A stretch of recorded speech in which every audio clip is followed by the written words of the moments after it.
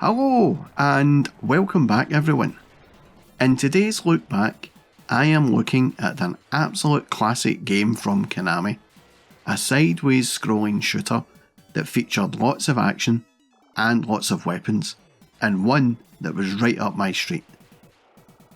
Contra is a 1987 run and gun game developed and published by Konami for arcades and was released to just about every home format imaginable at the time, featuring simultaneous two-player action and adopting an alternating level layout. This wasn't just a bog standard run and gun game. Contra employs a variety of playing perspectives, which include a standard side view, a pseudo 3D view in which the player proceeds by shooting and moving towards the background, as well as moving left or right, and a fixed screen format in which the player has their gun aimed upwards by default. The controls consist of an 8-way joystick and 2 action buttons, one for shooting and one for jumping. When one of the protagonists jumps, he curls into a forward roll type somersault instead of doing a conventional jump like in other games. The joystick controls not only the player's movement while running and jumping, but also his aiming. During side view stages, the player can shoot in various directions, including downwards while jumping. Pressing the joystick downwards while standing will cause a character to lie down on his stomach, allowing him to avoid enemy fire and shoot low targets. When the jump button is pressed while crouching on a higher platform, the character will drop down to a lower level. The game featured a pretty decent amount of weaponry as well. The player's default weapon is a rifle with unlimited ammunition that can be upgraded into one of 4 other guns. These can be obtained by destroying the pillbox sensors and flying item capsules containing them, or by defeating the red-clad guards in the enemy bases. The weapons in the game consist of a machine gun that fires rapidly when the fire button is held down, a laser gun that shoots a powerful beam, a fireball gun that shoots its rounds in a corkscrew pattern, and a spread gun that shoots 5 individual bullets in individual directions. There are also 2 auxiliary power-ups that only appear in certain areas when the character is armed. A rapid bullets upgrade that increases the firing speed of the gun's shots, and a barrier that makes the character invulnerable for a limited period of time.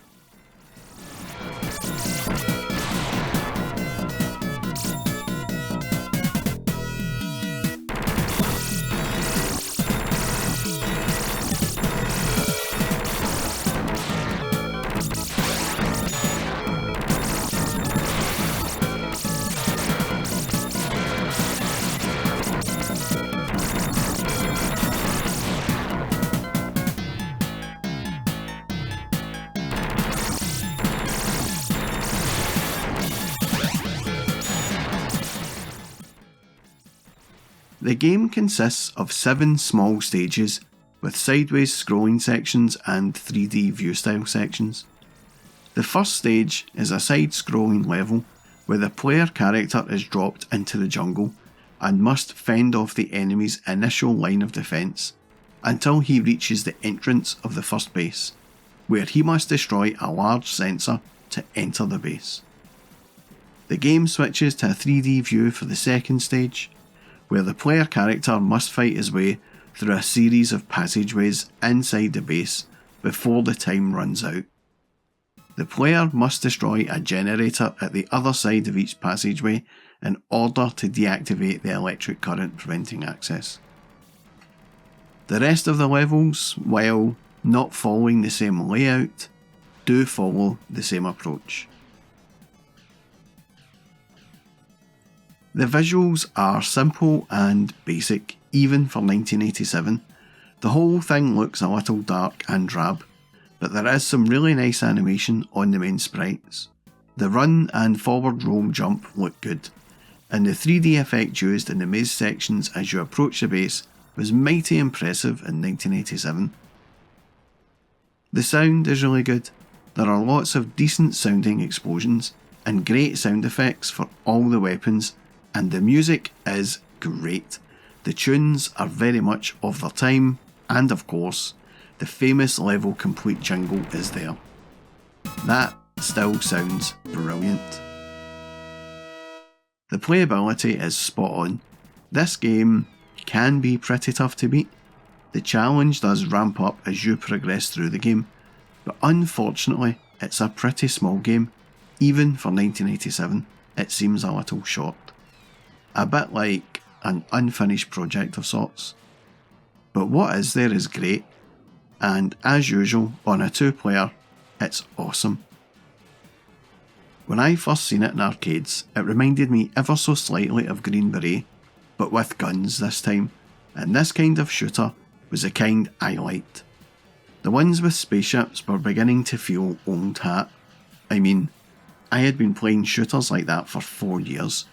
The one with dudes and flamethrowers were far more enjoyable, and so I spent many a 20p on this classic.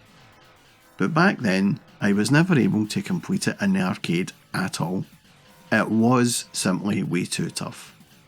But over the years, I have come back to this game on more than a few occasions, and I have managed to beat it. This is how I discovered it was a short game. But even with a quick 15-minute playthrough, I never ever felt the size of the game made it bad. In fact, today, it's perfect for a quick coffee break blast at work. At the time, I had hoped it would come out on the Commodore 64, but I never ever seen Contra get ported across to it. But I did see a game that looked very similar indeed.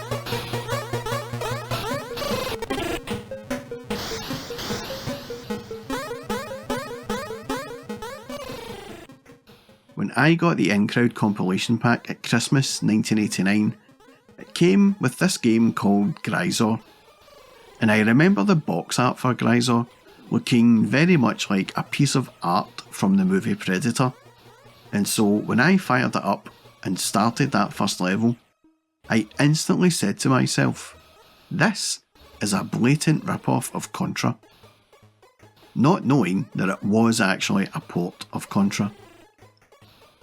The name of the game was changed for European markets, so as not to be confused with the Iran-Contra affair, which was a political scandal in the US. Not that I was paying any attention to any of that at the time, being a 13-year-old kid. I was all about the video games. Gryzor on the Commodore 64 is an okay port of the Contra arcade game. It does its best to resemble the arcade parent, but some of the visuals are pretty weak, and the sound is pretty terrible. But what is the worst thing about this game is the controls. I had completely forgotten that in order to jump, you had to press the spacebar, and in 1989 that was fine when I was sat on an uncomfortable desk chair about 6 inches away from the Commodore 64.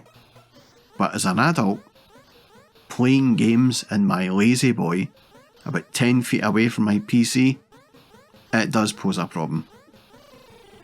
But thanks to a cheat for infinite lives, it turns out you don't really need jump at all. as is evidenced by the footage of me playing it. But if I could try to be serious for a minute, this was a game I didn't enjoy on the Commodore 64 nearly as much as I did in the arcade. And I couldn't understand how it warranted a place in the compilation pack. But this is how bad games are shifted, I suppose, when they get bundled in with some really good games. The game isn't terrible, it's just got some terrible controls. And I bet it played fine with the keyboard, but when I was a kid, playing games with the keyboard felt weird and awkward, and something ZX Spectrum owners would do. It just wasn't the Commodore 64 thing to do at all. I played this game once or twice, and compared to the other games in the in-crowd, it was about equal. And that was the last Christmas I would use a Commodore 64, as it got packed away and sent up into the loft where it lay for many a year. But even if it hadn't, I doubt I would have played this a lot back then, especially as the in-crowd came with The Last Ninja, which is possibly the best Commodore 64 game ever. But that is a video for another time. The arcade game was a commercial success worldwide, becoming one of the top 4 highest grossing dedicated arcade games of 1987 in the US. Several Contra sequels were produced following the original game, including the utterly brilliant Contra 3 on the Super NES. But that was my look back at Contra. If you liked this video, then please do all the usual like, comment and subscribe malarkey. And as always, a massive thank you to all of those who have commented or gave a thumbs up on my videos. Your comments are always appreciated, and they always help with the growth of the channel, so I thank you very much. And that's all from me, folks. Thanks for watching.